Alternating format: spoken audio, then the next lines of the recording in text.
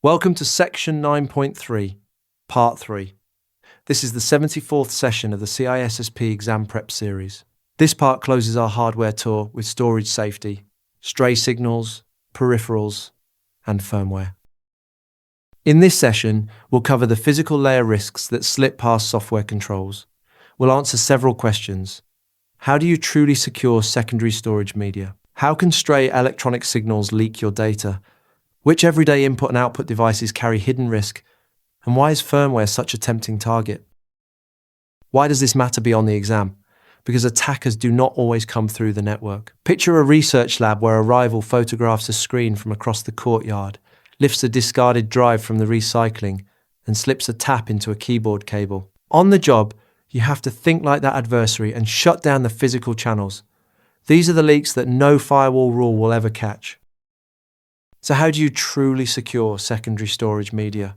You confront the fact that deleting is not erasing. Data can linger on a drive even after a delete or a reformat, a problem called data remnants, and recovery tools can pull it right back. To really remove it, you sanitize by overwriting every trace, or you physically destroy the media. Solid-state drives complicate this because they spread writes across cells through wear leveling and swapping reserve blocks, so a simple wipe may miss data hiding in retired cells. Since drives are also easy to steal, and the real loss is the confidential data rather than the hardware, full disk encryption is your safety net, and removable media deserve the same encryption care. Think of a whiteboard that keeps faint ghosts of old notes. Only scrubbing every inch or replacing the board entirely truly clears it. How can stray electronic signals leak your data?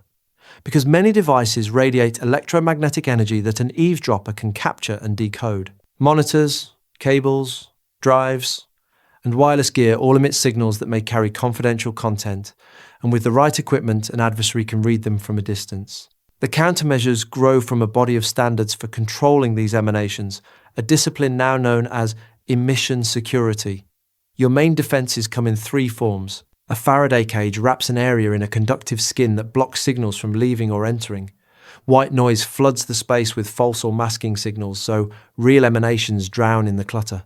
And a control zone applies both of those to just one room or floor, leaving the rest of the building untouched. Shielding cables or swapping copper for fiber helps too. Think of a soundproof booth. The walls stop your conversation from leaking, and a background hum ensures anyone pressing an ear to the glass hears only static. Which everyday input and output devices carry hidden risk? All of them, in ways teams routinely overlook. Monitors leak through the video signal, but the bigger danger is often plain shoulder surfing or a hidden camera catching the display. Printers are easy to walk sensitive pages out of.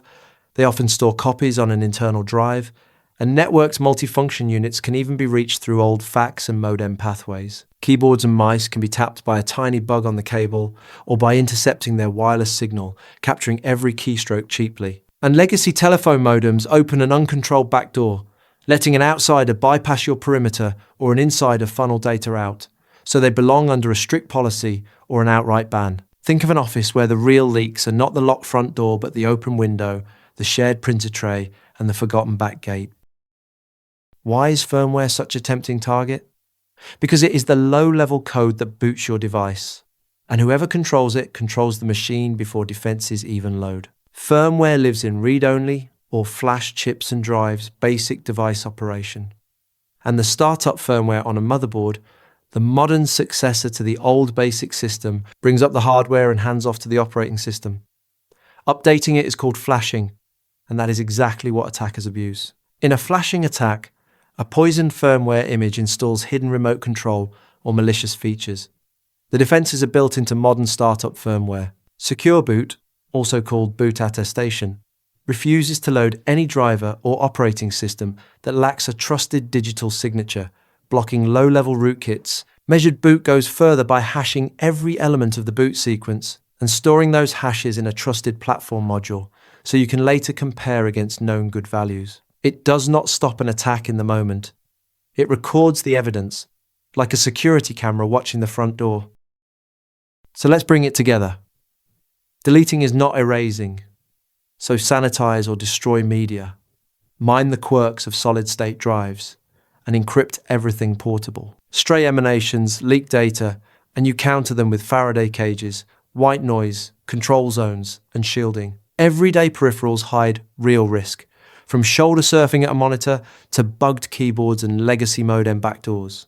And firmware is a prized target, defended by secure boot that blocks unsigned code and measured boot that records the truth of every startup. Lock down the physical layer, and you close the doors that software alone never reaches.